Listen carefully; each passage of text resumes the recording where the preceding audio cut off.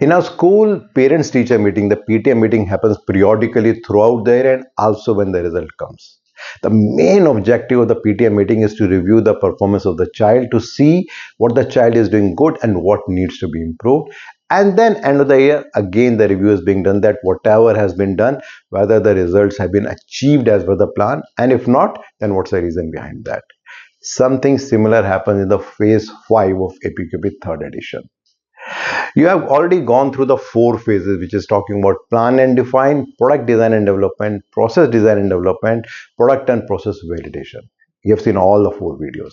Now in this video, I'm going to talk about what are the 4 key outputs which are coming out from this particular phase, why this phase is most important for the organization, what are the key challenges that the industry is facing. Now, as per APQP third edition, which was published in March 2024, the main objective is that how we can meet the customer expectation. And when we talk about customer expectation, we are talking about productivity, process capability, cost, and timing. So when we talk about phase 5, the idea is that now at this particular stage when the mass production has started and now the CFT is on the verge of handing over that particular project to the production for mass production, whether we have achieved all the targets or not. So if you see the APQP map, the feedback, assessment and the corrective action is not there only in the last, but it is throughout. So it means it is not a separate phase, but it is applicable throughout the APQP cycle.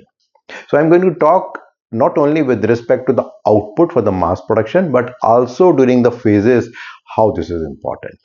There are 3 keywords. The feedback. The feedback is primarily what kind of feedback we are getting throughout the development process and after the development is complete.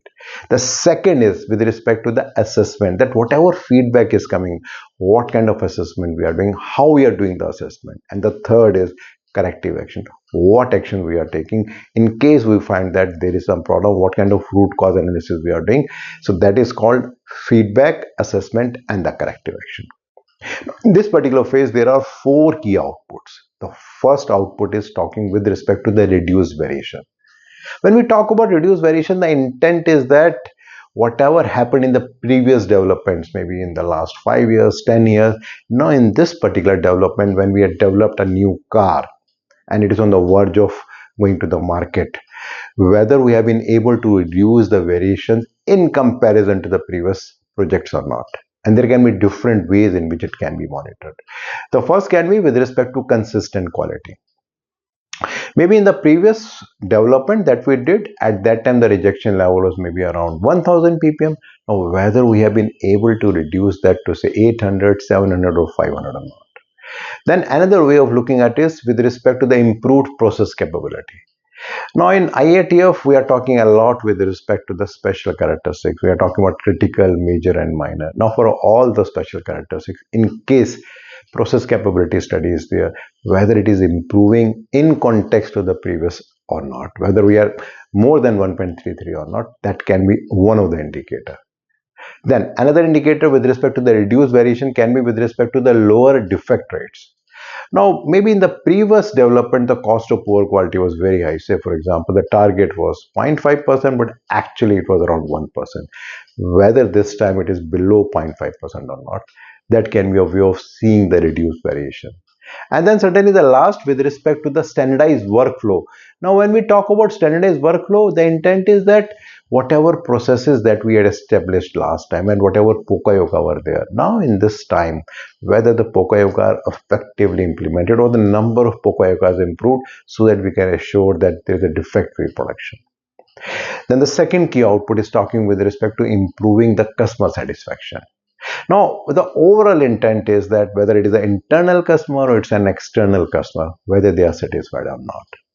Now, when we talk about an organization, there are different processes. It can be production, quality, stores, maintenance, purchasing. Now, there are also the equal stakeholders, just like the final customer who is actually going to take our product. So, whether the customer satisfaction is improving or not. And again, there are various ways in which we can review into that. The first phase with respect to the reliable product performance.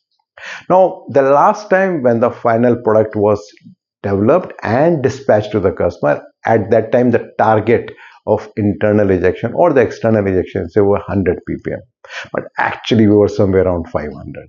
Whether we have been able to achieve say 50, 60 or 70 ppm, that can be a case with respect to that. Then another can be with respect to the fewer complaints. Now, whenever we are launching a new product, there is bound to be some complaints. Maybe the previous time the number of complaints were 3, 4 or 5, whether we have been able to reduce it to 1 or 2. If it is like that, then certainly customer will be comparatively more happier with us. Another way could be with respect to the faster response time. Now, during development and even after the development, there is always a possibility of any engineering change. Now, whenever any engineering change is coming, maybe our response time was say 15 days or 10 days, whether we have been able to make it 5 days this time or not, that can be a way of improving the customer satisfaction. Then another way with respect to enhancing the customer satisfaction to monitor is with respect to the customer confidence. Say for example, in the previous time when we monitored the customer satisfaction index, the target was 95% but could only achieve 90%. Now whether we have been able to improve that say to 92, 93 or maybe 95 or not, that can be another way of looking at it. Then the third phase, the third output is talking with respect to improved customer service and delivery. Now for customer delivery is the most important thing. Now it can be from the supplier, it can be from internal from different processes, or it can be the delivery which is finally going to the customer.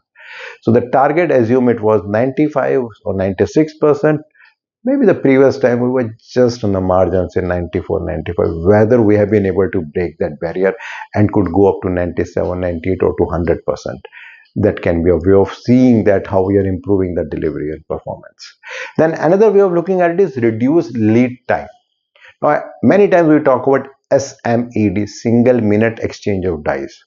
So maybe earlier the die changeover time was 15 minutes, but now we have set a target of say 9 minutes. Whether we have been able to achieve that, because if we are able to do that, then the changeover time become quick, and then we can hand over the product to the customer much more quicker.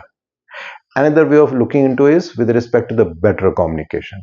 What kind of communication channels we are having with the customer, and whether we have been able to make sure that the communication is going faster to the communication. Say for example, earlier whenever there was an engineering change request was coming, our response time was at 5 days, but now whether we have been able to reduce it to 4 days, 3, 2 or 2, that can be another way. Then another important indicator which can be used is with respect to supply chain reliability.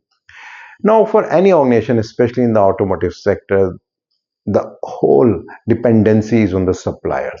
So what happened with respect to the premium freight? Say for example, the last time there were 10 incidents of premium freight, whether we have been able to reduce to 6, 7 or 5 or not, because we have to run the customer line, and to maintain that, how good and efficient is our supply chain, that can be a way of looking into it. The fourth, the key output is talking with respect to the improvement in the lesson learned. Now here the main intent is that whenever we are doing a new development, there's a lot of possibility of learning new things. But what we are doing with respect to that? So one of the indicators is with respect to retaining the knowledge. Say for example, there is a cross-functional team of 12 people for a particular project. Once the project is over, say 2 people left the organization or they go to a different project in a different company. But they are also taking the knowledge with them. What we are doing with respect to all the learnings. We talk about things gone right and things gone wrong. Have been able to calculate or to document all those things. So maybe previous time the number of TGR or TGW was set 10, whether they have been increased to 12, 13 and 15, that can be a way of looking into the improvement part. Then another way is with respect to the process optimization. That whatever was in the previous developments, whether we are still the same or we are improving. Say for example, with respect to inventory turnovers, whether we are increasing or it's still the same. Maybe in MS study, we often talk about R&R, repeatability and reproducibility, whether still we are struggling at 15, 16, 70%, or we have been able to come down to 10% or something like that. That can be another way of seeing that whether the lesson learned have been effectively implemented or not. Then another way could be with respect to the cross-functional team learning. Now here we are talking with respect to different aspects. Say for example, there's a target with respect to the FTR, first time right. Now, maybe the target was 100%, but we could achieve only 70%. But whether we have been able to achieve 80 or 85 or 90, that can be one way. And the last is with respect to the risk mitigation. Now, when we talk about the automotive industry, there are a lot of legal requirements, which we also call it as statutory and regulatory requirements. Maybe in the previous development, there was say 2 or 3 cases where there was some legal compliance failure.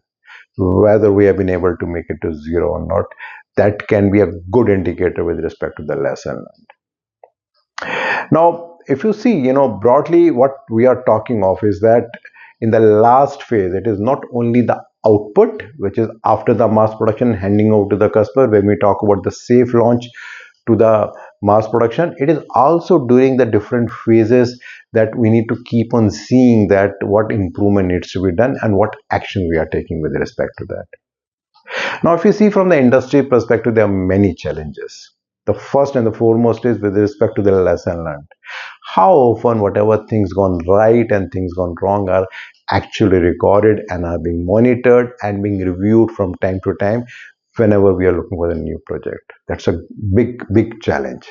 Now, the second is with respect to the inputs to the management review. Say, for example, in an organization, there are 10 different projects which are running at different stages. How often we are actually stating the different stages, whether we are meeting the target, not meeting the target, what are the challenges for each project in the management review. And then in APQP, we are talking about 6 different gates, and the output or the end of each gate is with the top management approval. How often top management is there or they are saying that yes, I approve and now we can go to the next phase. So if I do a summary, I talked about the 4 key outputs from the phase 5, which are talking about reduction in the variation, then improvement in the customer satisfaction, then improvement in customer service and delivery, and then effective lesson learned. And I also talked about the 3 key challenges that industry is facing. My next video will be related to control plan. You know that the first edition of control plan was published in March 2024. So I'm going to talk with respect to that. Regularly, I'm getting a lot of feedback from your side and then helping me to understand your expectations. So please do continue that. In case you want to understand a little bit more about this particular video, you'll find a link below. If you click that, you'll find a blog there, and there you find more information about it. And in case you're liking these kind of blogs and videos, you can always share with your friends and colleagues, and you can subscribe to my YouTube channel and my website bhavyamangla.com. I've got one more channel that is called Life Lessons with Bhavya Mangla. So in case you want to know more about life and the podcast, you can look into it and you can subscribe to that. Thank you.